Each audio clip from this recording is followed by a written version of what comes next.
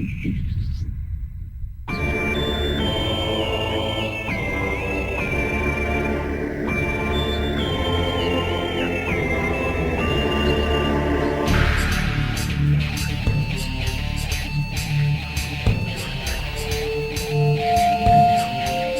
up, guys? It's the Otaku coming at you with a gaming video after a while. I know the last couple videos were well, no, that's not true. I did the Splatoon unboxing, but I'm back with another gaming video. Unfortunately, I lost my MacBook that I did editing on for like the past 10 years, so we are learning Final Cut. No, I'm sorry, not Final Cut. I used to use Final Cut, but we're now going to Adobe Premiere Studios. What is it called? I think that's what it's called. Oh, sorry, Adobe Premiere Elements? Sorry, I don't even know what the heck I'm using now. But yeah, it's one of the Adobe ones. It's the basic one.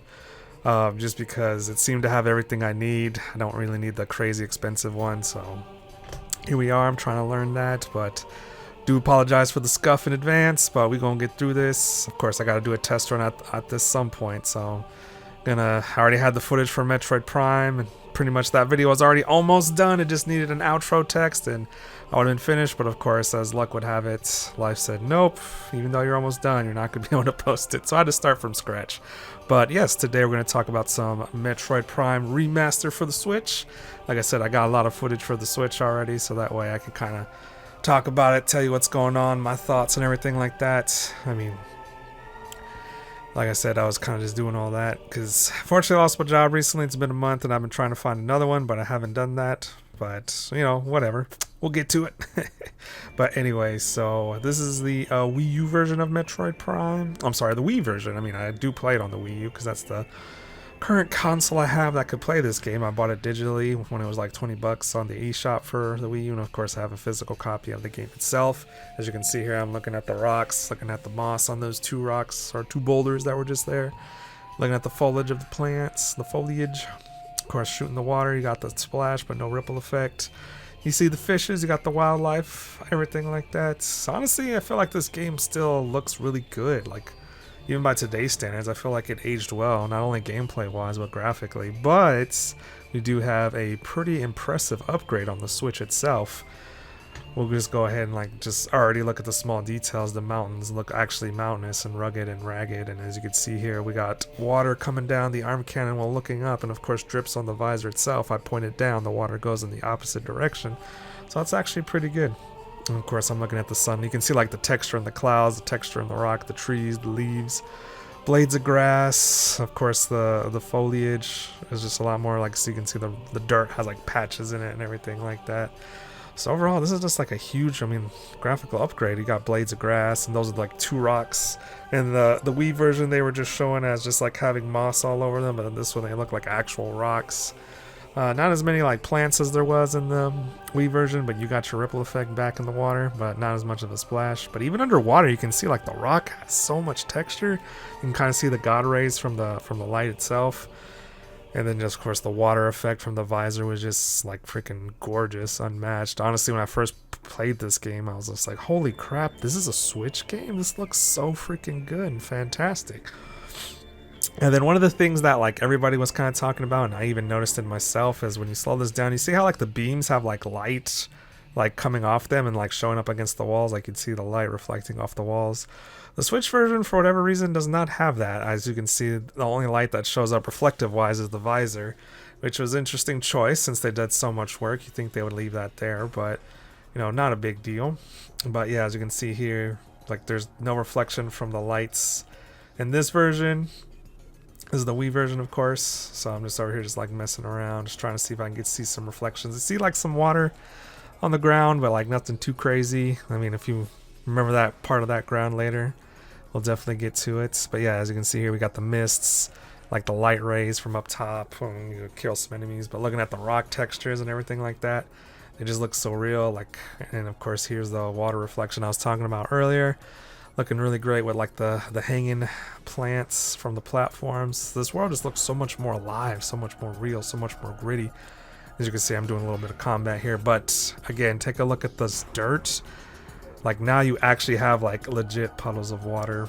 Hold on, I'm doing a reflection thing. Yeah, there we go. I saw Samus's beautiful face.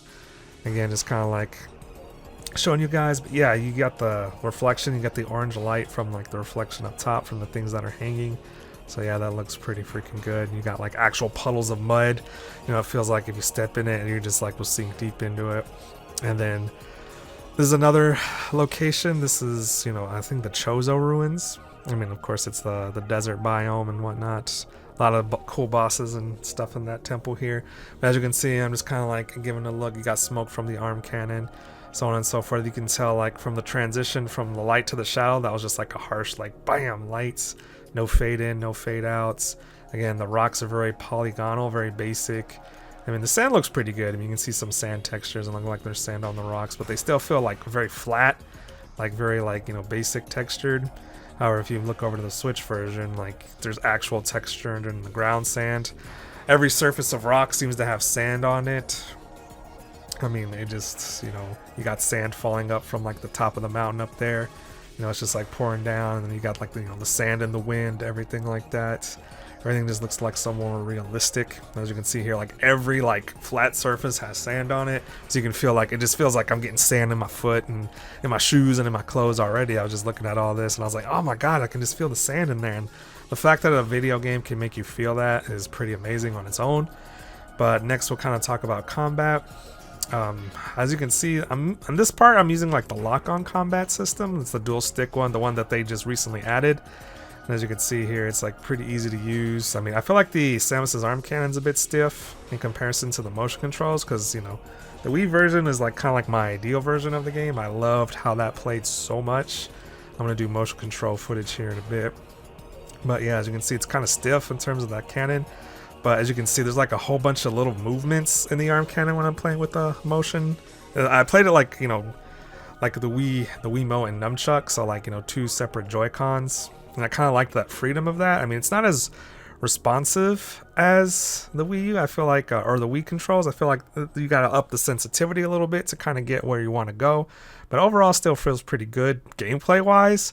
The Joy-Cons are a bit small for my hands, so it kind of like cramped up after like long gameplay sessions to use them, so I didn't use them for very long. But they are still a good viable, like, I guess you could say, way of playing the game if you like that way. But overall, only complaint was that, you know, it's not as responsive. Mess with the sensitivity, you usually get it, but it doesn't still feel quite as right. It still has a lock-on system, so that helps out a heck of a lot. And like I said, long play sessions, if you have larger hands, they'll cramp up, so stretch them out, massage them out. But yeah, I like that. As you can see, going back here, you can kind of see the stiffness of the arm cannon. But however, I do see that this gameplay, and feel it this way, the dual stick modern control scheme is the best way to play this game. It almost makes the game feel new and brand new. Like with the new control scheme, you know, the locked 60 FPS, and of course the entire like graphical redoing of the assets and textures just make this game feel like it belongs on the Switch. Like it feels like it doesn't miss a beat. It feels right at home. It's definitely worth the $40 to pick this up. I would have been freaking happy paying $60 for it and thinking it's worth it. But $40 for this game is an absolute freaking steal. You should definitely get it, because the better it does, the better Nintendo will be at giving us other past franchises as well as more Metroid things. So yeah, man, go definitely pick it up. But anyway, guys, this video is going to be short because, you know, I wanted to at least get my first video out there with this Adobe Premiere stuff thingy. So I still got to learn on how to do a lot of things. Fortunately, I don't have the cool animations like I used to, but we'll make do. But anyway, guys, have yourselves a great rest of the day. Don't forget to catch me on my streams. Thanks for all the love and support, and see you next time.